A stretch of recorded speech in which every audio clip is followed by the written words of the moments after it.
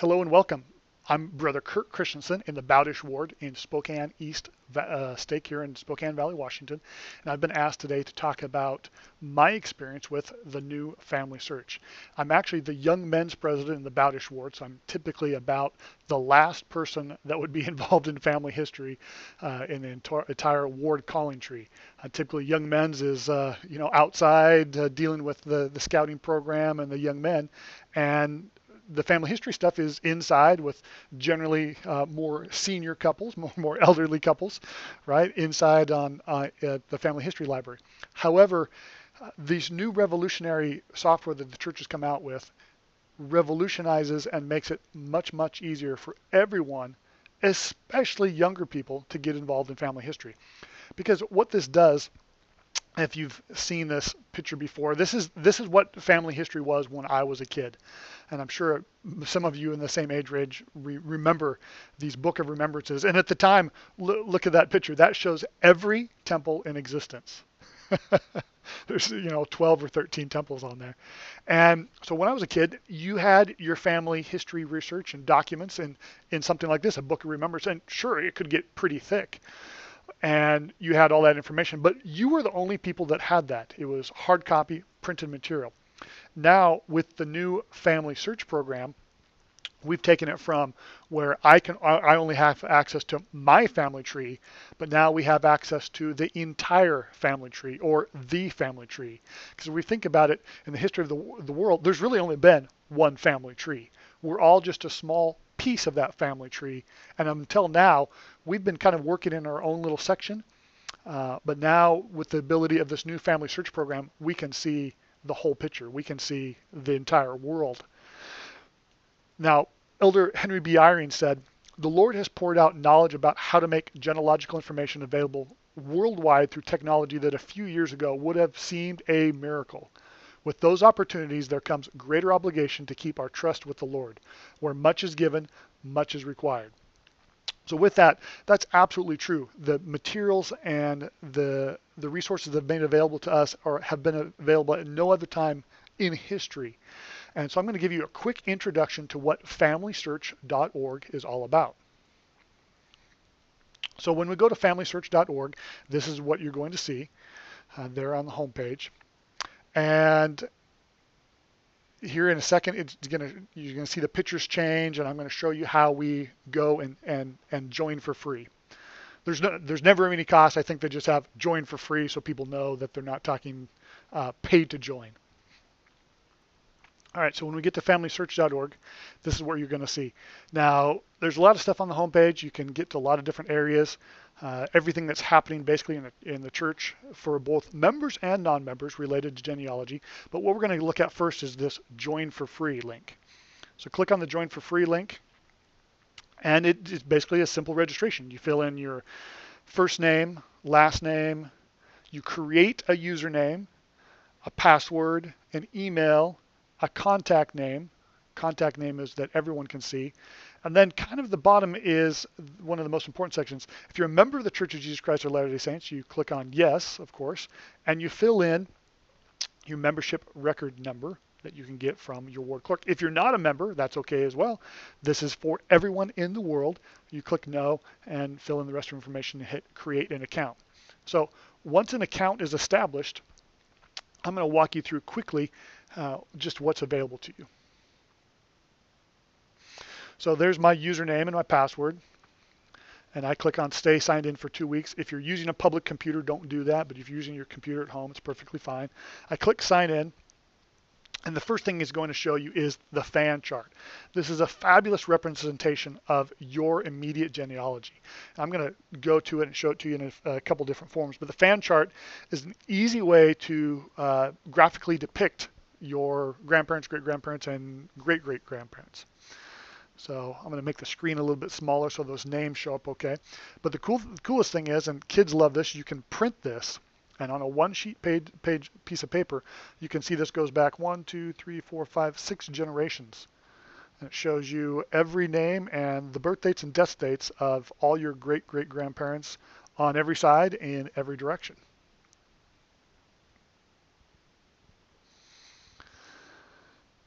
So like we were saying, kids love that. So if you have any kids at home, print that off and put it on the wall. It's a very cool thing. So if I go back to the main family search, you'll see there's that fan chart that I was talking about.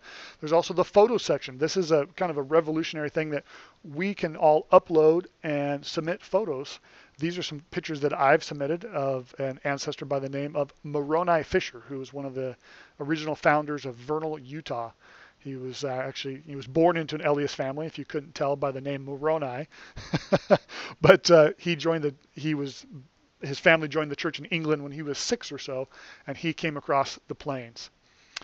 So now, and I've found some pictures of him that weren't online, and I updated those, and now they're online for everyone else to see. Now the family tree, this is where you're going to get most of your work done. There's different views in here, and you can use the plus and minus magnifications, as you can see, and you use the arrow keys to expand in any direction that you're looking to go. So I'm looking at the traditional chart right now. If I want to look at the fan chart, that's the option that we just talked about. Or another cool one is the portrait chart. Now, portrait chart, for every person you have a picture of, it will show, just like hanging on the wall in your living room. And this is very, very cool.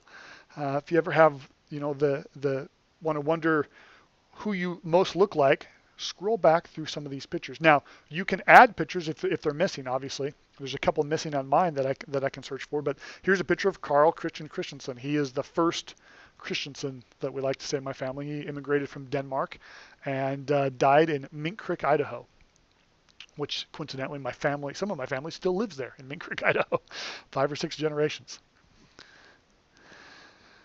So that's the family tree section. That's where you do most of your work. Search is where, if you're missing some gaps, if you need to find records, right, you can go and type in your deceased ancestors' names, first name, last name, and all kinds of life events, birth, marriage, residence, and do a search. And there's also all kinds of collections of research from all over the world. And this is where the church has a lot of stuff going on right now. In fact, for LDS church members, you now have access to all sorts of things like Ancestry.com and various other things absolutely for free. Okay, in this section, this is talking about indexing. Indexing is simply where we take old records that exist and make them searchable online. So if you can imagine, the quantity of records that we have is, pretty astounding. And so we take those records and make them available for other people. This is My Family Story. This is kind of a starter to get people's interest piqued in family history. You can go in here and print your own booklet, kind of like it's your own family history booklet. Here's that free account access that I was mentioning before. Members now have access to Ancestry.com, find my page, past and heritage. And this is, how you find family history centers and all that kind of stuff. So I know it's a very quick overview, but I just wanted to make sure that you saw exactly, once you got logged in, what was available for you. So once you're a member of Family Search, I like to say there's 4 Family Search games. Now you got to remember, I work with the young men, so I'm always thinking of a game. There's got to be a game somehow, right? Because kids like games, and I like games too. So the first game that everybody who gets an account is probably going to want to do is How Far Back. That's where you go in, and once you connect a deceased ancestor, a great-grandparent or a grandparent, if the church already has those records available, it's going to do all that linking for you. You don't have to connect one generation to another. Once it's in the system, remember, this is the family tree for the entire world. So more than likely, some of your historical records are already in there, and one of your not your ancestors, but one of your relatives, a cousin, has probably put that information in there. So the first game that a lot of people like to play is How Far Back. That's where you just click on all the lines as far back as you can go, and kids love doing that. So if you're a youngster, a young man, young woman, and you start doing family history, that's the first thing they want to do, and encourage that. The second game is Pictures and Obituaries. I showed you a little bit of the pictures. It's fascinating how many pictures that you can find online, even through Google and online obituaries, that aren't in Family Search, that you can then take those pictures and add them into Family Search, take the obituary, add it into Family Search. My third game, which is one of the ones that I highly encourage to start with first, is Stories. If you have stories of your ancestors, or you can go look for stories that have already been submitted about your ancestors, and those are fascinating, fascinating insights into the lives of people that you are directly associated, related with, not only here on this earth, but throughout eternity. And of course, the fourth one for the LDS folks in the audience, which is going to be most of it, temple names, finding names to submit to the temple to do temple ordinances. So those are the four games. So let me tell you how this relates to our young men's program. Now, we have a regular young men's program, just like everybody else, in that we do outdoor adventures, and this is us standing on top of a very dirty glacier in the middle of July. But these guys that you see in this picture are all teachers or priests, which means they're between 14 and 18 years of age, and they have all started to do family history. The beginning of the year, our bishop challenged every young man and every young woman to find at least one name to take it to the temple. And so, we started playing these games with them. Once we got them an account, FamilySearch account, the same thing that I just showed you, we started playing these games. So this is Nathan. You can see here on the left, Nathan Bross. And we went through his FamilySearch account, and we found an incredible story about one of his ancestors that came over from England. Sorry, this is a very cool experience for us, because we found this story out of the blue. Nobody told us about it. Nobody, says, hey, you need to look up the story about Nathan's great-great-grandpa. We stumbled across it in FamilySearch. And so turns out he had an ancestor that lived in England in the textile and worked in the textile mills up in the Manchester area. And apparently he was a manager of some sort, was doing very well for himself, and he became familiar with the missionaries at the time, and this is in the 1840s, I believe, 1840s, 1850s, and got baptized and was busy helping with missionary work in England. And one day his boss at the mill called him in and was quite distraught with him. And he told him, you either quit that nonsense with the Mormons and never speak of it again, or you can pick up your check. And, we know what the phrase, you can pick up your check means, but actually the young man that the story was his ancestor, Nathan, didn't quite understand what pick up your check would mean. And so I got to explain to Nathan that his ancestor had picked up the check and changed his life. And in fact, he left from England within a matter of weeks and came to America to stay with the Mormons, right? And I got to share with Nathan that he was still directly benefiting from his ancestor picking up the check and what that meant. So of course, the fourth thing that you can do is you can find temple names. These are names for the LDS folks that you can use to submit to the temple to perform ordinances for. And so this is really what you're looking for. And this is a great game because this is the great game of looking for green arrows. And I'll tell you, there's every age of kids, be it all the way down to 7 years old. Here's my 7-year-old son and I. He likes looking for green arrows. He likes finding these ancestors like Richard York here that have a green arrow by their name in FamilySearch. So here's what you do. Here's how we find green arrows. Now, a lot of the times, if your family's been in the church for a number of years or a number of generations even, all the direct relatives have already been done. By direct, I mean your father, your grandfather, your great-grandfather, all of those. But think about it. Well, your father most likely had brothers and sisters, and your grandfather most likely had brothers and sisters. What about them? Or what about their kids? Or what about your second or third cousins? So I'm going to show you one of the easiest ways for members to find names to submit to the temple, and that is simply by going back a number of generations, as far back as you can go, finding someone that had more than one kid, and looking at their what's called descendancy chart, right? Because when we look at pedigree charts are kind of, we start with one person, and as it goes back in time, it gets bigger and bigger and bigger, right? If we start with us in this generation, we go back 10 generations. Well, how many great, how many greats that is, exist for us on 10 generations back? Well, it's over 1,000. It's actually 1,024. But we're only seeing a fraction of the picture if we just go on direct relatives. So what we want to do is we want to go back a number of generations and look at someone who was born in the 1500s, 1600s, or 1700s and see all of the children that they had and all the grandchildren they had and all the great-grandchildren, of which, we're just one of thousands. Okay, so here's how that works.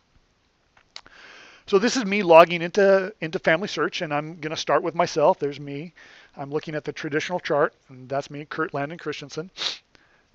And if you left click on a name, it'll show you the information about that person. So I'm going to go back on the York line. That's my mother's family's line, and I'm just going to go back as far as I can. Peter York, Colonel John York, John York, lots of John Yorks. We're all the way back to 1685. Benjamin York, Richard York, John York again, Sir Gilbert John York. Okay, so now we've gone back as far as we can. Still Sir Gilbert John York, 1524 to 1615. Now, if I left click on his name, well, we're also showing what the other things, those lock symbols mean that somebody's working on that particular individual. The triangle means that that needs more information. So I can see that the Sir Gilbert John York had more than one kid. Henry, John, Roland, Peter, and Edmund, Margaret. So if I left click on that and then right click down where it says family tree, I want to open that in a new tab.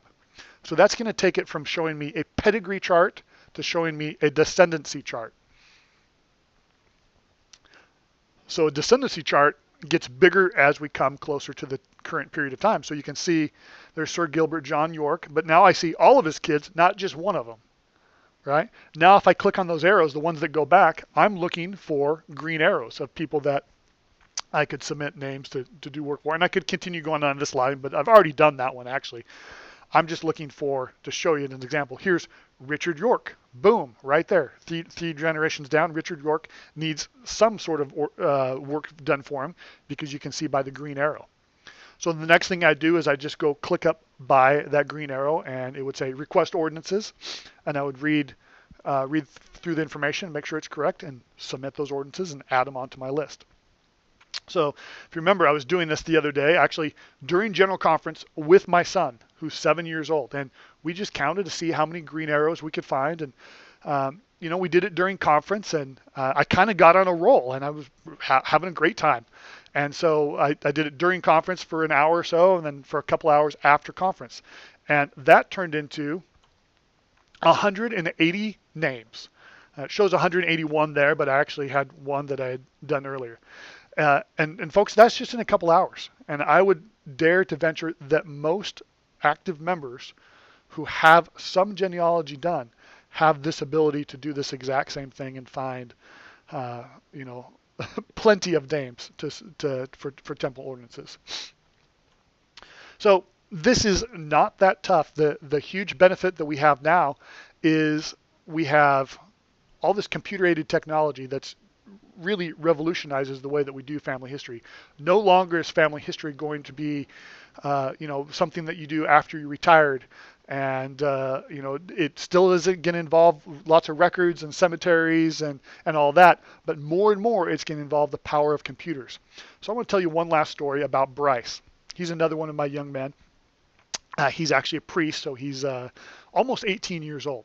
And so we went through, starting this year, all the young men went through the family history consultant training to become qualified family history consultants. And also the goal was to obviously find at least one temple name. And while we're going through this, one of the other individuals that I work with in Young Men's, this is Bob LeBaron. And Bob Leavenworth. Sorry, Bob Leavenworth is about the most anti-computer person that you've ever met. In fact, the funny thing is he actually works for the post office. He's a postman. So I always say to him, he's always fighting for job security. He's anti-internet because he got to keep the mail going. But Bob was at a few of our meetings, and I couldn't quite get him to make that leap and get into the family history and get in. He didn't even have an account.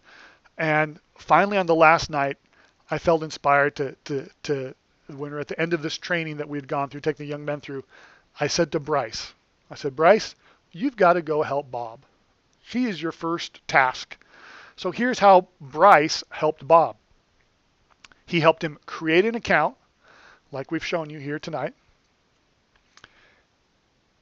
He showed him how to link up to a dead ancestor, so that all the information shows up.